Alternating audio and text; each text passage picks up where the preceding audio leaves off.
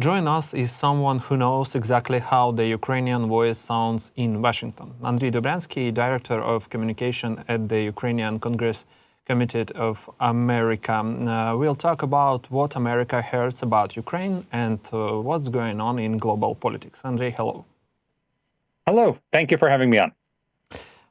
Right now, there's talk of a potential agreement between Ukraine and the US on rare earths, minerals. Many Ukrainians are cautioning, they're afraid this could turn into another trap like the Budapest Memorandum, which Washington doesn't like to mention much these days. Now we heard, Ukraine, you're spending a lot, give us your resources. So do you think this could be a kind of Budapest Memorandum version 2.0, just warped in the different paper? Well, it depends what happens at the end. We know that this was an idea that was proposed months ago. We know that Lindsey Graham had spoken about rare earth minerals last summer with the Ukrainian administration, and that as soon as President Trump was elected, this was an idea that was proposed to him to have some kind of agreement between the two countries. Now, both the latest version of this proposal as well as the first proposal showed to Ukraine are outrageous documents that one would never sign. And that's why Ukraine came together with the United States. I believe it was the head of the presidential administration, Andriy Dobryansky, who came to the United States. And for a week, they negotiated a 50-50 agreement for all these rare earth minerals, the development of a common fund for both countries. This was, in terms of the White House and Ukraine, the best of both worlds. Unfortunately, what happened, and I keep having to remind Republican voices in the United States when I'm on television with them, is that the agreement was ready to be signed. The pens were ready, the desks were ready, but the president of Ukraine was asked to leave the White House. And that's why we don't have a signed agreement. It's because the United States asked them to leave the White House and not sign the agreement. After that incident in February, we did not hear much about the rare earth agreement until just recently. A new draft agreement was issued, which was almost entirely like the initial agreement before the negotiations. And no country would sign an agreement without negotiations. This is it's not clear why the United States thought they could simply offer the same terms that they did at the beginning, before the negotiations. Why? And again, no country would agree to this. And as President Zelensky underscored for the entire world audience, what Ukraine has received has not been a loan from the United States. Ukraine has received discarded munitions that were past the point of expiration, that the United States had to pay to dispose of, if not giving them to Ukraine. So the United States actually was saving money by giving arms to Ukraine. 80% of the money appropriated for Ukraine remained in the United States as salaries to United States workers. I'm not sure what exactly the United States thinks it can get back from Ukraine if the 80% of the money never left the United States. Mm-hmm. So in one word, is this deal an opportunity for Ukraine or the beginning of a bad ending? It depends. I know you want one word. It depends on what the finished agreement is. And as we know in the negotiations that happened that were supposed to be signed in February, this was a framework agreement to eventually be put in place an agreement that is agreed to by the Verkhovna Rada. So even if Ukraine were to sign what is on the table right now, it still requires the Verkhovna Rada to sign on to it. And I don't think the Verkhovna Rada would ever sign on to the agreement that is on the table right now. Mm-hmm. Let me put it this way. While Europe is building a coalition of the willing to support Ukraine, President Trump seems to be building a coalition of willing dictators. He calls Kim Jong-un a smart guy and talks about meeting him again. Now that Trump is back in the White House, is the U.S. still leading the free world, or are we watching the first steps toward American-style dictatorship? There's definitely signs of a vertical power integration, much like what happened in Hungary, very much like what happened in Russia after the rise of both Orban and Putin, except that in the United States it's happening very much quicker. And for that reason, it's not certain whether that he can maintain his control because it's happening so quickly.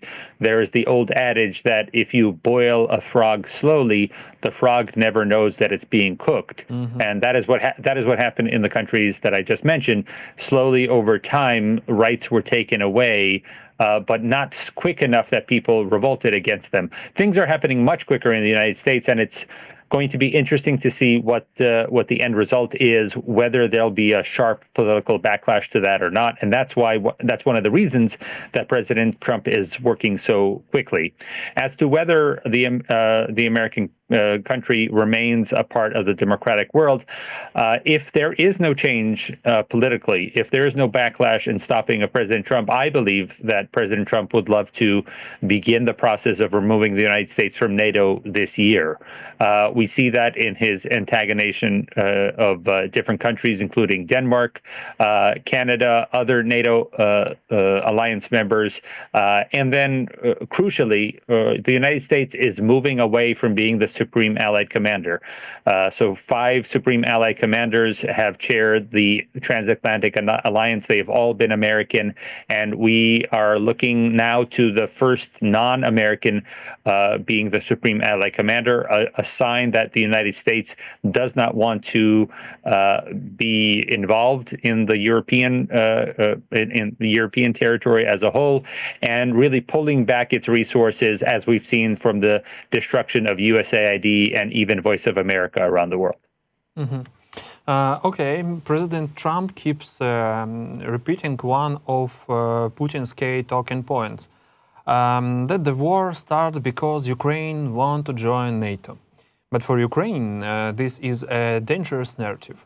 The war began because of Putin's miscalculation, not because NATO posed any real theirs. Finland's recent NATO membership proved that. So why is President Trump haunting Kremlin propaganda? This is not an ideological statement from President Trump. He simply is given information and he decides what best reaction his fans on X or on Facebook or any other social media platform that he's on. He is the final arbiter of what he feels his followers react to most positively. And so when he picked that particular narrative of NATO, we know that there has been a strain of anti-NATO followers of President Trump for some time. And he simply picked that topic. You haven't seen that repeated throughout his statements as a whole. So it seems that this was just something that he picked up on after 1 or 2 meetings, that he might be able to use that for his own benefit. But I don't see it. I don't hear that coming out of a lot of other voices in the administration. And so we'll see if that's something that he keeps on repeating, or maybe it was just a very short-term topic of his. What do you think has changed in the relationship between Trump and Putin? Trump now says he's ready to impose tariff on Russian oil. That's a big shift from his earlier tone when he said he understands Putin's feelings. Even the Finnish president hinted at rising tension between them after meeting Trump. Is there a real crack forming in the relationship? I don't think so, because I haven't heard that comment directly from President Trump. He had a phone call with one reporter on Saturday evening here in the United States. The recording wasn't released, the transcript was released, and then the reporter explained the next day what the conversation was, and this is the conversation in which he said that he was upset at President Putin, that he's ready to escalate tariffs. The very next day, however, he was again talking about how he was not happy with President Zelensky for not signing the minerals agreement. So whenever we hear him speak, he's still saying he's still being more harsh with Ukraine than he is with Russia. We haven't, other than that one time one time that he called a reporter to talk about him being angry, we haven't seen him do anything. And that's really the problem here is in this world where we have carrots and sticks, Ukraine has been getting all the sticks to beat, taking away the military supplies, taking away the military intelligence. Those are the sticks used against Ukraine.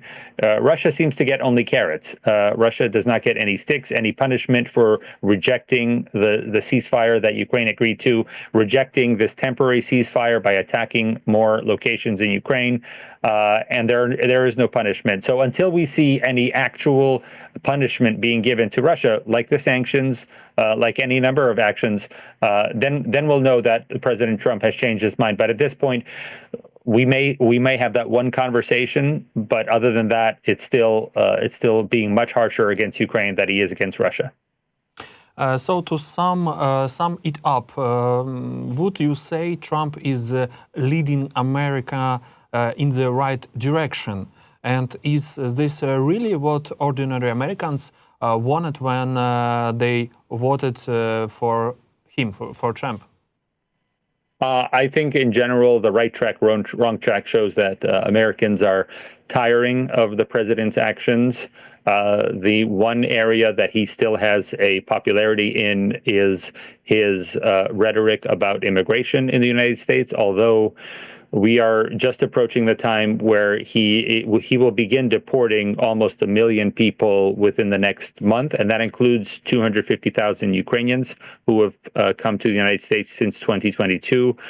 We will see what the reaction is to the 500,000 or so Cubans and Venezuelans that have been ordered to leave the country within 30 days.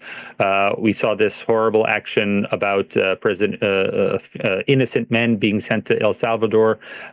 So I'm mentioning all of these immigration issues because this is the topic that remains popular in. All the other metrics, economics, whatever metrics you use for presidency, all of those, he's below 50% popularity. He's only above popularity in immigration. And now we have these very unpleasant news stories that will come out about immigration. And so he will soon be even more unpopular. We anticipate that by the middle of the summer, his popularity might be around 30% in the United States, at which point it then becomes a question whether Congress still supports his initiatives, whether they start not just speaking out about the way Ukraine has been treated, but even passing legislation to protect Ukraine. There are two pieces of legislation that were just introduced by a Republican. One is to protect the Ukrainians who have been given either temporary asylum or humanitarian parole into the United States, and also a bipartisan resolution, again sponsored by a Republican, to declare that any territory that is claimed by Russia is actually that the United States will never recognize that territory. Mm-hmm. Andriy, in your view, do Americans still support Ukraine?